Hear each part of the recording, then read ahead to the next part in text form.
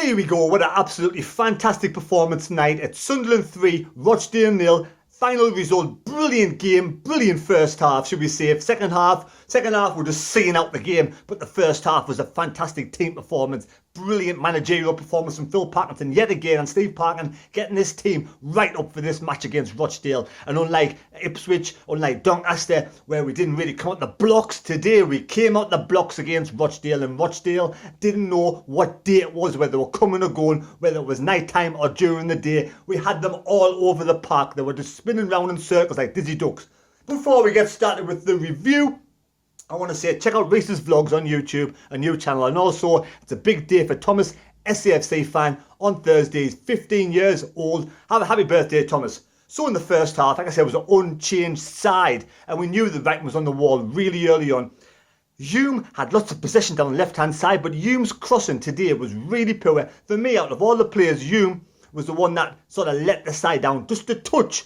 But his possession and his passing was fantastic, but the final ball into the box was a bit poor in the first half. But early on was a great ball from Maguire to 09, and 09 put a great cross in from the right-hand side, and Gooch just put it wide, so we thought, here we go, the writing's on the wall, not long before we score a goal, and it wasn't too long before we scored the goal. This time, it was a perfect pass from Maguire, who sort of looped the ball into the box, and Gooch smashed it in the back of the net to make it Sunderland 1, Rochdale 0.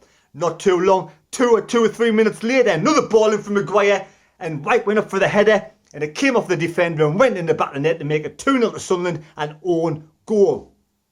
And some of the Sunderland's defending was fantastic. Flanagan's passing and tackles was absolutely brilliant, and Willis, the speed to go past players, and his tackling was absolutely fantastic, and his passing was brilliant. And more Bailey Wright, some absolutely brilliant passing. I mean, passing from our half in, put one ball in down the right to Luke 09. It was absolutely pinpoint perfect precision from Bailey Wright. Absolutely, he's looking really good, Bailey Wright, in defence. Actually, our central defence is looking fantastic with those three. And Flanagan, what has Phil Parkinson done with Flanagan this season? He has sorted Flappy Flanagan out. He's no longer Flappy that has gone in the dustbin. He's now fantastic Flanagan, yes. Fantastic with the challenges, fantastic with the passing.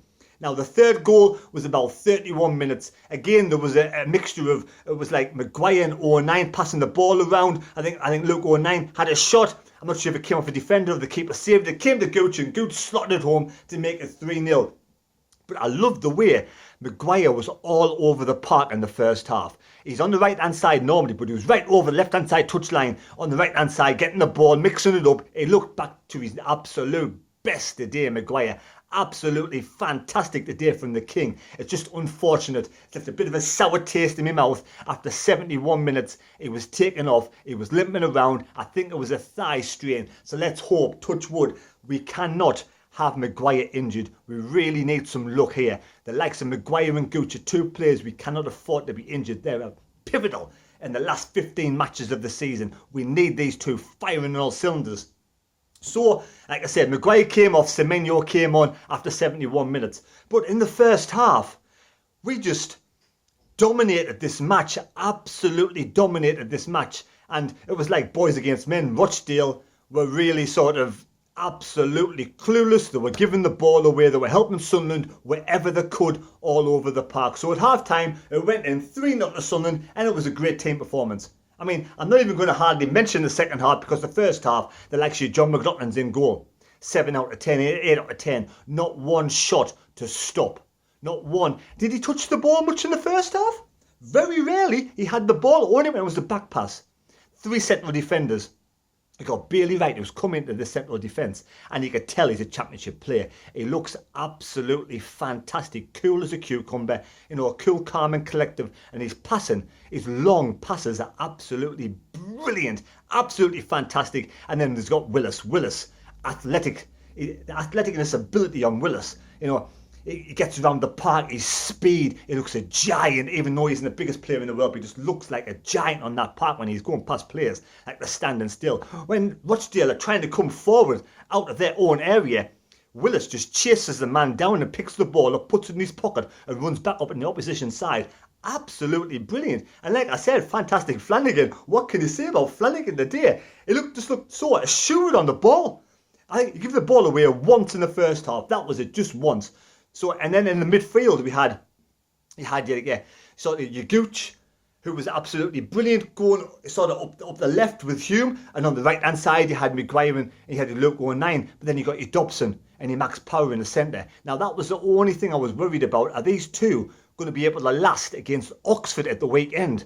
Because it's going to be difficult because they played so many matches. But now I thought about it after a little bit of thinking, why hasn't he changed and brought off Power or brought off Dobson? But when you think about it, the two players that do all the running around, I mean, the energy on these two players, you got Lyndon Gooch, bags of energy, was going for his hat-trick.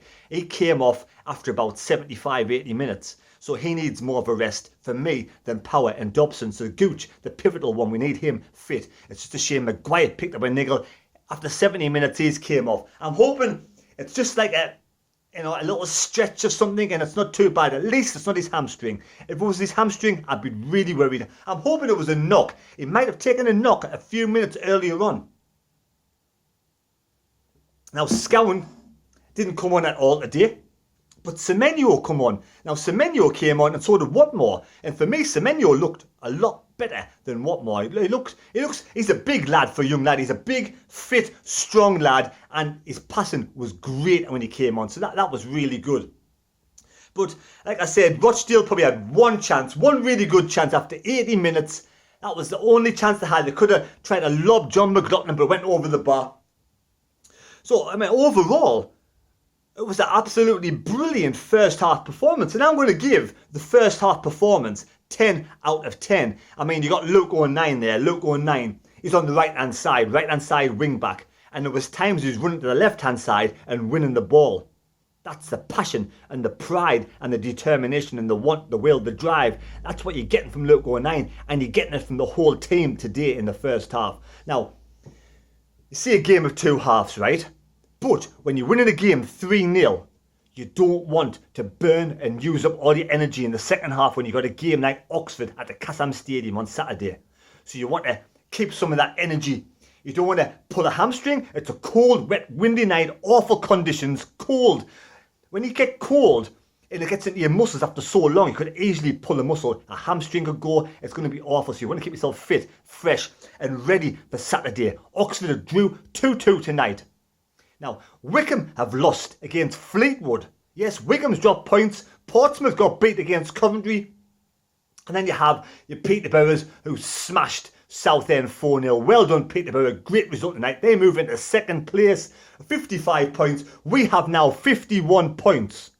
Now, we're into fifth place on 51 points, but we have 2 games in hand over Peterborough. So we can easily move above Peterborough with games in hand. We have the same games as Rotherham, who are in first. They're on 56. Peterborough on 55. Coventry moving into third place on 54 points. Wickham 53. Sunderland 51. Portsmouth 50. Ipswich, who only drew against Wimbledon, 49. And then Doncaster Fleetwood on 48. So teams that drop points were Portsmouth, Wickham, and you got your likes of Ipswich drop 2 points as well.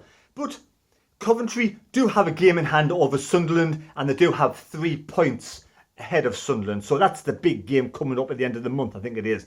Coventry versus Sunderland, in the Birmingham Stadium. So that's going to be a massive match because Coventry now are hitting form really well. But what can we do? We've got a great performance tonight. We've won 3-0 against the side Rotherham, who picked up 4 points in the last 2 matches. So they've got a good draw at Doncaster on Saturday. So today's 3-0 performance was back to the kind of performance in the first half that we did against your Lincolns and your Wickhams. So like I said on the SCFC Fan TV, I think it was at the weekend, on the Spark Radio, I did fancy Sunderland to maybe change it around this time and blast Rochdale away. No disrespect to Rochdale, but the 18th in the league. They might have dropped down a little bit today. But those are the teams you've got to come up and blast away. And again, Charlie White had a great game as well. So well done, Charlie White. You had a good game. I'm going to give my man of the match, because I think the second half, the team was much of a much. They all played their part in the second half. They all did a good, solid second half. Second half was 7 out of 10 for the whole team. In the first half, the whole team 10 out of 10. Or should we say the whole team was possibly 9 out of 10. I'm going to give 9 out of 10 for the whole team in the first half, apart from one player, which I'm going to give man of the match. And I'm going to give it, you know who I'm going to say? I'm going to give it to the King Maguire. The King Maguire, 10 out of 10. I thought you played fantastic in the first half. You were all over the park. You never let up. You were chasing every lost ball, chasing everything, and your passing was some of the best passing I've seen from Chris Maguire. So there we go. Great performance today. That's all we can do is get 3 points, and hopefully now we can try and push for second place. But it'll be difficult because Peterborough's in form, Coventry's in form, and Rotherham's in form. So those are the three top teams in form. But we're going to be chasing them down. They're going to be looking over their shoulders now and seeing the red and white stripes of Sunderland chasing them all the way. Thanks for watching the video. Please subscribe to the channel, and we'll see you at the weekend when hopefully we can do the business against Coventry. Oxford, Coventry's at the end of the month, man. See you later.